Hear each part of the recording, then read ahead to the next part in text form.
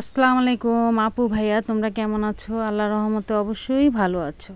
আর আজকে তোমাদের তৈরি করে দেখাবো খুবই মজার মাছের কাবাব। ছোট বড় অনেকেই মাছ বা লেজ কাটার ভয়ে খেতে পছন্দ করে না, আর এভাবে যদি মাছের থেকে কাটা ছাড়িয়ে খুবই মজা করে মাছের কাবাব বানানো যায় তাহলে তো ছোট বড় সবাই চেটেপুটে খেয়ে ফেলবে। তাহলে চলো খুব সহজে কিভাবে মাছের কাবাব তৈরি করা যায় সেই রেসিপিটা তোমাদের সাথে শেয়ার করব। আমি একটি কড়াইতে ধুয়ে রাখা মাছগুলো দিয়ে দিলাম। তোমরা চাইলে বড় মাছ দিয়েও মাছের কাবাব বানাতে পারো। আমি এখানে লেজ আর ছোট টুকরো ছিল, বাচ্চারা কাটার ভয়ে খায় না, এর জন্য আমি এগুলো দিয়ে এখন মাছের কাবাব তৈরি করব। আমি এখানে পরিমাণ মতো পানি দিয়ে দিলাম।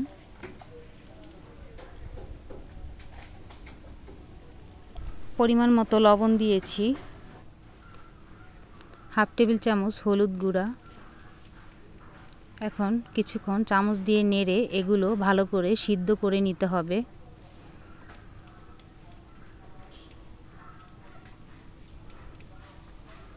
মাছগুলো দেখো আমার সিদ্ধ হয়ে গেছে।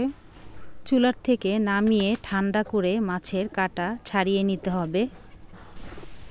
মাছের কাটাগুলো খুব ভালো করে দেখে ছাড়িয়ে নিতে হবে। মাছের কাটাগুলো ছাড়ানো হয়ে গেছে।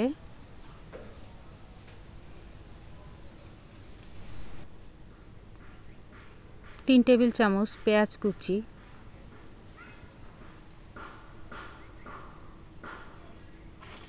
2 টেবিল চামচ মরিচ কুচি, পরিমাণ মতো বা স্বাদ মতো ধনিয়া পাতা কুচি,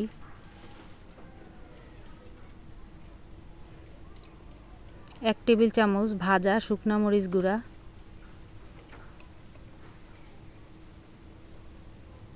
হাফ টেবিল চামচ ভাজা জিরা গুঁড়া, হাফ টেবিল চামচ হলুদ গুঁড়া,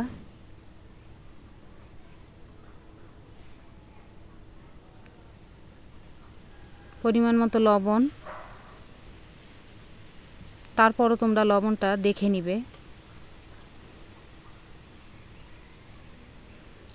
1 টেবিল চামচ সয়া সস,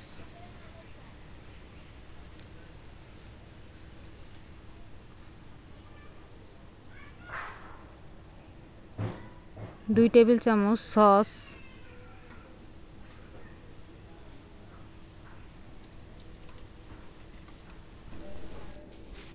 কর্নফ্লাওয়ার 2 টেবিল চামচ। যদি কর্নফ্লাওয়ার না থাকে তোমরা শুকনো চালের গুঁড়া দিতে পারো, তবে কর্নফ্লাওয়ার দিলে কাবাবগুলো মচমচে হবে, খেতে ভালো লাগবে। সিদ্ধ করা আলু দিয়ে দিলাম। আমি এখানে 2টা আলু সিদ্ধ করে নিয়েছি।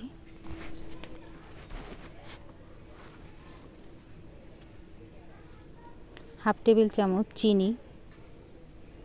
যারা মিষ্টি পছন্দ করো না, না দিলেও চলবে। পরিমাণ মতো বা স্বাদ মতো 3 টেবিল চামচ বেসন,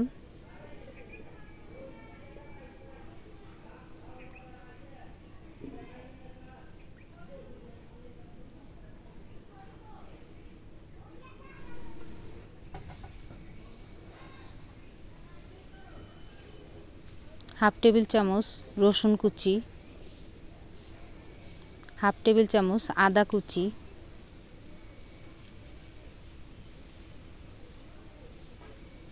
ভেজে রাখা পেঁয়াজ দিয়ে দিলাম। পেঁয়াজ ভাজা দিলে মাছের কাবাবের স্বাদ আরও বেশি বেড়ে যায়, খেতেও ভালো লাগে। সবগুলো উপকরণ একসাথে ভালো করে মিক্স করে নিতে হবে।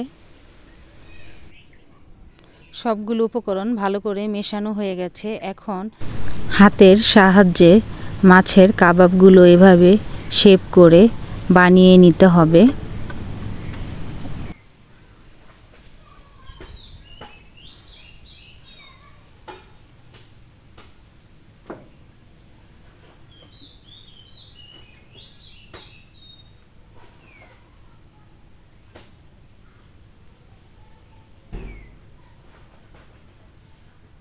মাছের কাবাবগুলো আমার বানানো হয়ে গেছে।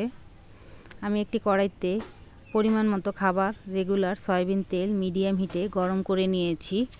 হাই হিটে গরম করলে কাবাবগুলো যখন দিব তখন পুড়ে যেতে পারে।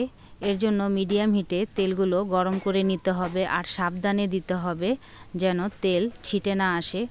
এখন মিডিয়াম হিটে কাবাবগুলো ভেজে নিতে হবে।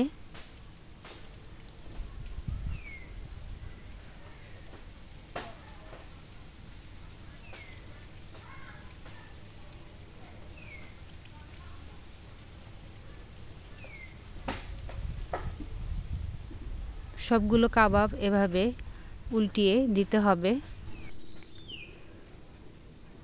মাছের কাবাবগুলো একেবারে বাদামি কালার হয়ে গেছে। এখন এগুলো নামিয়ে নিতে হবে।